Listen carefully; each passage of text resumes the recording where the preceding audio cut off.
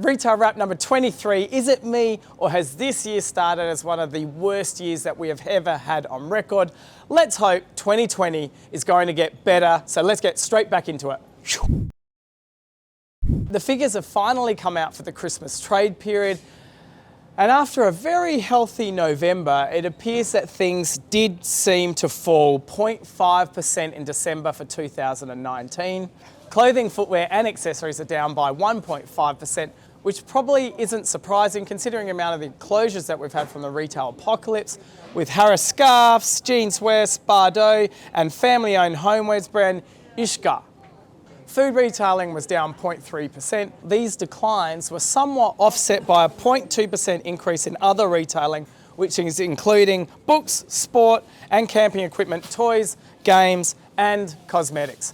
And that pretty much would sum up what most of you got in your Christmas stockings for this year. Retail sales were trending up by 2.8% between December 2019 and December 2018. We've talked about the retail apocalypse for 2019, and that has continued with 2020. We are seeing more bricks and mortar stores closing than ever before. This trend's not only in Australia, it's coming from overseas as well, from America and the UK. We're all seeing the same trends. And I've said it once, I've said it a million times, if you are not adapting to what your customer needs are in this day and age, you will no longer have that bricks and mortar shop to trade from. You need to be on every channel there is possible, and you need to be making sure that you are listening to your customers and actually understanding what they want. Because in the end, if the customers aren't buying goods, then we're not selling products. It's fair to say it really has not been a great start to 2020 in Australia, specifically with floods, fires, just to name a few. There's been some hardship on this country, and no doubt this is building us to be a stronger Australia and to move forward for 2020. Foreign investment recap. You may remember this in retail snap.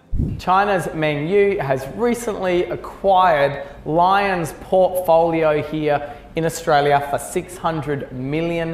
The ACCC have cleared the deal, so well done Australia, 50% of your milk is now foreignly owned.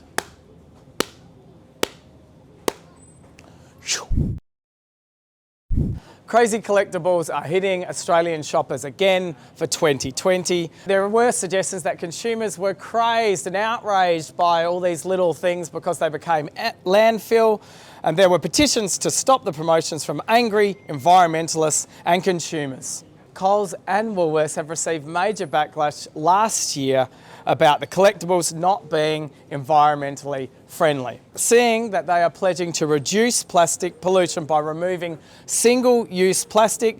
It was seen by consumers as hypocritical. Coles came out and stated they wanted to be Australia's most sustainable supermarket. Yet Coles have released their second version of the stickies, yet this time round, it's recyclable. The fruit and veg plastic characters can be returned to recycling points where they'll be broken down and turned into rubber matting. But in reality, how many people are going to take these back to the store to be recycled? For ease and convenience, consumers will put them in their own bins that will no doubt end up in landfill. Let's hope I'm wrong. Which, seeing as Australia is the third highest producer of plastic waste in the world, is this just an irresponsible form of marketing? Coles earned $200 million in extra revenue from their Little Shop campaign. The first release of their fresh stickies reportedly had the same result.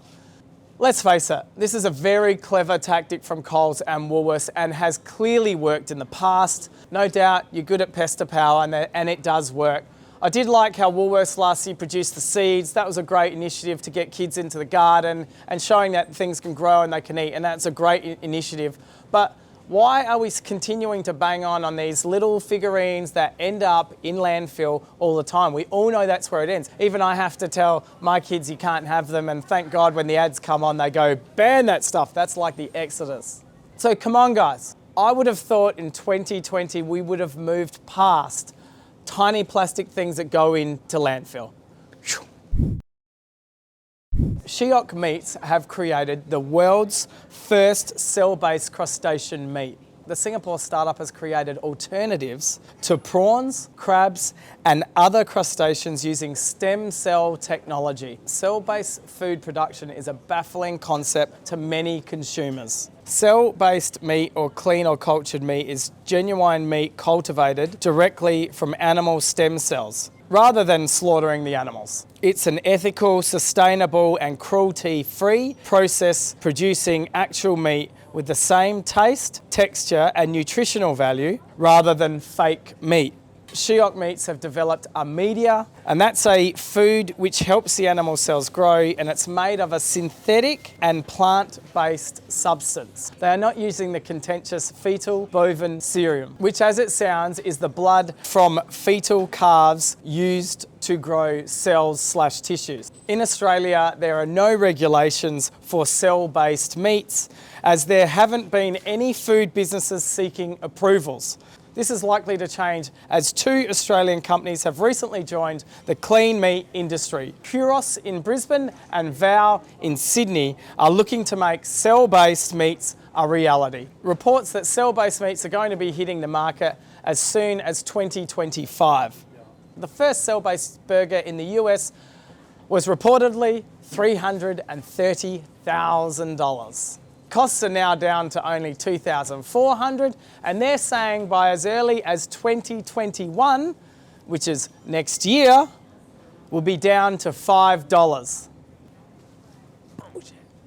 Now, as you've seen with some of the footage, this is absolutely fascinating. This is the sort of stuff that you hear about in science fiction movies, and it's definitely coming about. It's been around for quite a long time. To actually see the process, it's really amazing. Obviously, you can't get the shape that you want, the shape of a T-bone at this present stage, but what they are producing is absolutely amazing. I guess there's a lot of people out there that are vegetarian and vegan, and they are because of the cruelty. So where do you guys sit? If it's not cruel, but it's been produced like this and it has the same nutritional value. It's a very interesting space. And you guys in Sydney and Brisbane, if you want someone to have a look at your products, wear it. Contact us. There you have it. For those of you that have watched Jurassic Park and thought that could never happen, look out. And obviously there's a fair bit of turmoil in the industry at the moment. There's a lot happening with retail bricks and mortar. Let's see how 2020 pans out. Please leave comments below. If you've got any topics you want us to talk about, make sure you inbox us with your topics, because we're always looking for things to talk about, especially things that are involved with retailing or anything to do with retailing in Australia. Once again, a huge thank you, and make sure that you share this information and share it with anyone that you want if you think it's relevant. If not, don't do anything about it. By the way, you didn't have to do like the closing. It's okay. You can walk past and stuff, so don't worry. Yeah, no problem, but that's annoying. No, that's fine, that's fine. I can bear Yep. No idea what Iska is. I bet you didn't get a can of baked beans. Damn it. Hello, global warming. And there's no doubt that's taking place. There's no doubt that's taking place. I almost spat that. taking place. No.